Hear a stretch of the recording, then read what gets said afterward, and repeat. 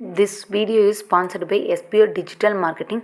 This is trustable part-time job for girls and boys and students. Skip பண்ணாதீங்க, பெரிய தப்பு. தினம் 300 ரூபாய் சம்பாதிக்க அரிய வாய்ப்பு. இன்ஸ்டாகிராம், ஃபேஸ்புக் பயன்படுத்த தெரிந்தால் போதும் content post and content publishing மூலமா தினம் 300 ரூபாய் சம்பாதிக்கலாம். இந்த வேலை செய்ய 5 நிமிடம் போதும். Work training support, group communication support, all language customer live chat support, முக்கியமா சொந்தமா ஒரு பிசினஸ் ஸ்டார்ட் பண்ற அளவுக்கு உங்களால கற்றுக்கொள்ளவும் முடியும், சம்பாதிக்கவும் முடியும். இந்த வேலை வாய்ப்பு வழங்குவது 5 வருடத்திற்கு மேல ரன் ஆகிட்டு இருக்க நம்ம தமிழ்நாட்டு company school of business organisation private limited. மேலும் விவரங்களுக்கு டிஸ்கிரிப்ஷன்ல கொடுத்திருக்க நம்பருக்கு வாட்ஸ்அப் பண்ணுங்க.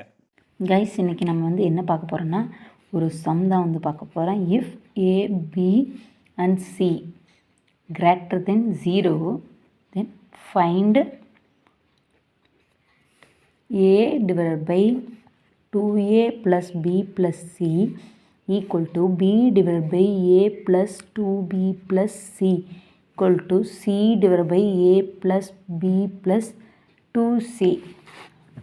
இப்போ நம்ம இது கண்டுபிடிக்கணும். இது அந்த 3 ஈக்குவல் டு தான். இப்போ நம்ம இது எப்படி கண்டுபிடிக்கலாம் அப்படின்னு, இதோட வேல்யூ எப்படி ஃபைன் பண்ணுறது அப்படின்னா, இப்போ ஏ காமனாக இருக்குது. So A plus B plus எல்லாமே ப்ளஸில் A plus B plus C divide by இங்கே பாருங்க, இங்கே 2a இருக்குது, இங்கே எதுவுமே இல்லைன்னா 1 இருக்கிறது அர்த்தம்.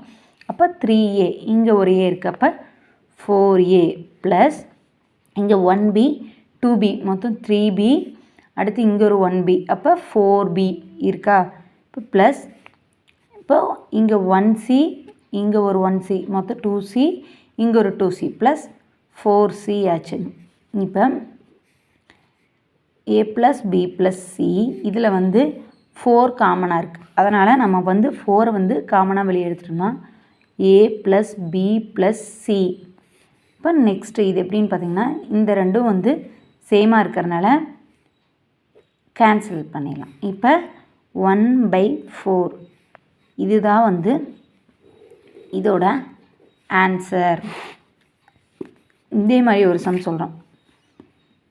இது ரொம்ப ரொம்ப ஈஸியான சம். இது 2 மார்க்கில் தான் மெயினாக கேட்பாங்க. ரொம்ப ஈஸியாக இருக்கும். யாரும் இங்கே எதுவும் இல்லை அப்படின்னு சொல்லிட்டு யாரும் மிஸ்டேக் பண்ணிடுறதாதீங்க. கரெக்டாக பார்த்துக்கோங்க.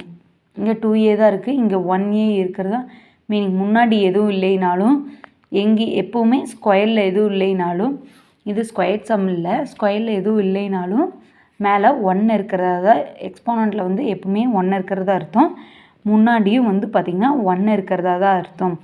இப்போ இது கரெக்டான சம். கிரேட்டர் தென் 0 தான், ஏன்னா 0வோட கம்மியான்னு கேட்குறாங்க. அப்போ 0வோட இது பெருசான்னு, சாரி 0வோட இது பெருசான்னு கேட்குறாங்க.